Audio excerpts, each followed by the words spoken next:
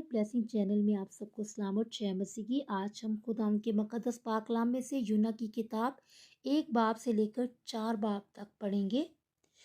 یونا خدا کی نافرمانی کرتا ہے۔ خداوند کا کلام یونا بن امتی پر نازل ہوا کہ اٹھ اس بڑے شہر نینوا کو جا اور اس کے خلاف منادی کر، کیونکہ ان کی شرارت میرے حضور پہنچی ہے۔ لیکن یونا خداوند کے حضور سے ترسیس کو بھاگا اور یافا میں پہنچا، اور وہاں اسے ترسیس کو جانے والا جہاز ملا، اور وہ کرایہ دے کر اس میں سوار ہوا تاکہ خداوند کے حضور سے ترسیس کو اہل جہاز کے ساتھ جائے۔ لیکن خداوند نے سمندر پر بڑی آندھی بھیجی اور سمندر میں سخت طوفان برپا ہوا، اور اندیشہ تھا کہ جہاز تباہ ہو جائے۔ تب ملہا ہراساں ہوئے اور ہر ایک نے اپنے دیوتا کو پکارا، اور وہ اجناس جو جہاز میں تھیں سمندر میں ڈال دیں تاکہ اسے ہلکا کرے۔ لیکن یونا جہاز کے اندر پڑا سو رہا تھا۔ تب ناخدا اس کے پاس جا کر کہنے لگا، تو کیوں پڑا سو رہا ہے؟ اٹھ اپنے محبوب کو پکار، شاید وہ ہم کو یاد کرے اور ہم ہلاک نہ ہوں۔ اور انہوں نے آپس میں کہا، آؤ ہم قرعہ ڈال کر دیکھیں کہ یہ آفت ہم پر کس کے سبب سے آئی۔ چنانچہ انہوں نے قرعہ ڈالا اور یونا کا نام نکلا۔ تب انہوں نے اس سے کہا، تو ہم کو بتا کہ یہ آفت ہم پر کس کے سبب سے آئی ہے۔ تیرا کیا پیشہ ہے اور تو کہاں سے آیا ہے؟ تیرا وطن کہاں ہے اور تو کس قوم کا ہے؟ اس نے ان سے کہا، میں عبرانی ہوں اور خداوند آسمان کے خدا بحر و بر کے خالق سے ڈرتا ہوں۔ تب وہ خوف زدہ ہو کر اس سے کہنے لگے، تو نے یہ کیا کیا؟ کیونکہ ان کو معلوم تھا کہ وہ خداوند کے حضور سے بھاگا ہے، اس لیے کہ اس نے خود ان سے کہا تھا۔ تب انہوں نے اس سے پوچھا، ہم تجھ سے کیا کریں کہ سمندر ہمارے لیے ساکن ہو جائے؟ کیونکہ سمندر زیادہ طوفانی ہوتا جاتا تھا۔ تب اس نے ان سے کہا، مجھ کو اٹھا کر سمندر میں پھینک دو تو تمہارے لیے سمندر ساکن ہو جائے گا، کیونکہ میں جانتا ہوں کہ یہ بڑا طوفان تم پر میرے ہی سبب سے آیا ہے۔ تو بھی ملاحوں نے ڈانٹ چلانے میں بڑی محنت کی کہ کنارہ پر پہنچے، لیکن نہ پہنچ سکے، کیونکہ سمندر ان کے خلاف اور بھی زیادہ موزن ہوتا جاتا تھا۔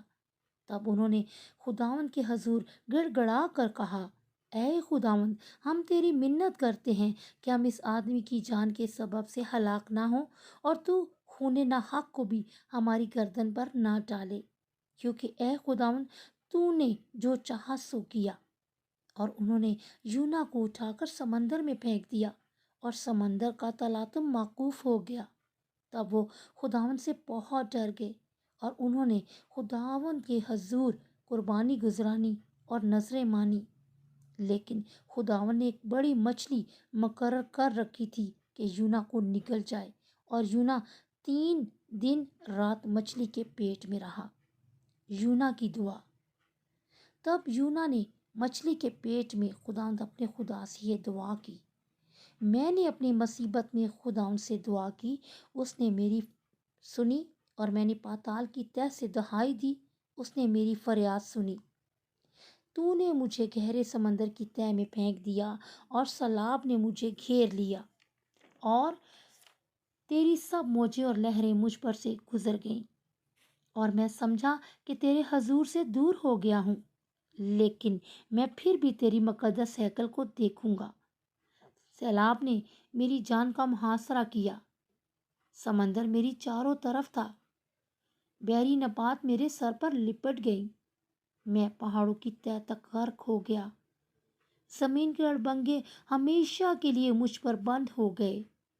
تو بھی اے خداوند میرے خدا، تو نے میری جان پتال سے بچائی۔ جب میرا دل بیتاب ہوا تو میں نے خداوند کو یاد کیا، اور میری دعا تیری مقدس ہیکل میں تیرے حضور پہنچی۔ جو لوگ جھوٹے معبودوں کو مانتے ہیں وہ شفقت سے محروم ہو جاتے ہیں۔ میں حمد کرتا ہوا تیرے حضور قربانی گزرانوں گا، میں اپنی نظریں ادا کروں گا۔ نجات خداوند کی طرف سے ہے۔ اور خداوند نے مچھلی کو حکم دیا، اور اس نے یونا کو خشکی پر اگل دیا۔ یونا خداوند کا حکم مانتا ہے، اور خداوند کا کلام दूसरी बार यूना पर नाजिल हुआ कि उठ उस बड़े शहर नैनवा को जा और वहां उस बात की मनादी कर जिसका मैं तुझे हुक्म देता हूँ। तब यूना खुदाम के कलाम के मुताबिक उठकर नैनवा को गया और नैनवा बहुत बड़ा शहर था। उसकी मसाफत 3 दिन की राह थी और यूना शहर में दाखिल हुआ और 1 दिन की राह चला और उसने मनादी की और कहा कि 40 रोज के बाद नैनवा बर्बाद किया जाएगा। तब नैनवा के बाशिंदों ने खुदा पर ईमान लाकर रोज़ा की मनादी की और अदना वाला सब ने टाट ओढ़ा और ये खबर नैनवा के बादशाह को पहुंची और वो अपने तख्त पर से उठा और बादशाही लिबास को उतार डाला और टाट ओढ़कर राख पर बैठ गया। और बादशाह ने उसके अरकान दौलत के फरमान से नैनवा में यह ऐलान किया गया और इस बात की मनादी हुई कि कोई इंसान या हैवान गला या रमा कुछ ना चखे और ना खाए पिए, लेकिन इंसान है और हैवान टाट से मुलब्बस हों और खुदाम के हजूर गिरिया जारी करें, बल्कि हर शख्स अपनी बुरी रवश और अपने हाथ के जुल्म से बाज आए। शायद खुदा रहम करे और अपना इरादा बदले और अपने कहर शदीद से बाज आए और हम हलाक ना हों। जब खुदा ने उनकी ये हालत देखी कि वो अपनी अपनी बुरी रवश से बाज आए, तो वो उस अजाब से जो उसने उन पर नाजिल करने को कहा था बाज आया और उसे नाजिल ना किया। यूना की नाराजगी और खुदा का रहम। लेकिन यूना इससे नहायत नाखुश और नाराज हुआ कि उसने खुदावन से यूं दुआ की कि ए खुदावन, जब मैं अपने वतन ही में था और तरसीस को भागने वाला था, तो क्या मैंने यही ना कहा था? मैं जानता था कि तू रहीम और करीम खुदा है, जो कहर करने में धीमा और शफकत में गनी है और अजाब करने से बाज रहता है। अब ए खुदावंद, मैं तेरी मिन्नत करता हूँ कि मेरी जान ले ले, कि मेरे इस जीने से मर जाना बेहतर है। तब खुदावंद ने फरमाया, क्या तू ऐसा नाराज हुआ? और यूना शहर से बाहर मशरिक की तरफ जा बैठा और वहां अपने लिए एक छप्पर बनाकर उसके साया में बैठ रहा कि देखे शहर का क्या हाल होता है। तब खुदा ने कद्दू की बेल उगाई और उसे यूना के ऊपर फैलाया कि उसके सर पर साया हो और वो तकलीफ से बचे। और यूना उस बैल के सबब से नहायत खुश हुआ। लेकिन दूसरे दिन सुबह के वक्त खुदा ने एक कीड़ा भेजा जिसने बेल को काट डाला और वो सूख गई। और जब आफताब बुलंद हुआ तो खुदा ने मशरिक से लू चलाई और आफताब की गर्मी ने यूना के सर में असर किया और वो बेताब हो गया और मौत का आरजुमंद होकर कहने लगा कि मेरे इस जीने से मर जाना बेहतर है। और खुदा ने यूना से फरमाया, क्या तू उस बेल के सबब से ऐसा नाराज है? उसने कहा, मैं यहाँ तक नाराज हूँ कि मरना चाहता हूँ। तब खुदावन ने फरमाया कि तुझे इस बेल का इतना ख्याल है जिसके लिए तूने ना कुछ मेहनत की ना इसे उगाया, और जो एक ही रात में उगी एक ही रात में सूख गई।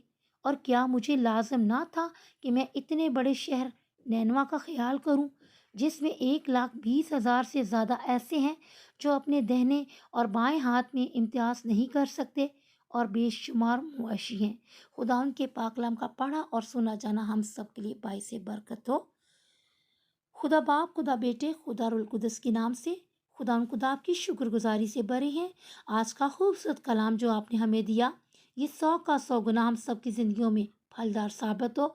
और खुदा मेरे बहन भाइयों को, मेरी तमाम फैमिलीज को बहुत बरकत देना और ये सारा कलाम खुदा हमारी ज़िंदगियों में असर करे। हमारी ज़िंदगियों में ऐसा ही हो कि हम भी एक दूसरे के साथ प्यार करें, मोहब्बत के साथ पेश आएं, क्योंकि आप मोहब्बत करने वाले खुदा हैं। आप असीम और मेहरबान हैं, कुदरत और शफकत से भरे खुदा हैं। खुदा आप कभी भी ये नहीं चाहते कि हम दुख और बीमारी में रहें। इसीलिए आपने अपने बंदा यूना को तैयार किया कि वो शहर नैनवा में जाकर लोगों के लिए बाइस बरकत बने। खुदा हम सबको भी हिकमत दनाई फ़हम अता कर कि हम आपके कलाम के मुताबिक अपनी ज़िंदगियों को खुदा बदलने वाले हो सकें। हमारी ज़िंदगियों में आपका डर और खौफ रहे। और खुदा हर घर में बरकत देना, हर दुख बीमारी परेशानी से हर एक को आज़ाद कर देना। मेरे बुज़ुर्गों को, मेरे बहन भाइयों को, बेटे बेटियों को बड़ी बरकत देना।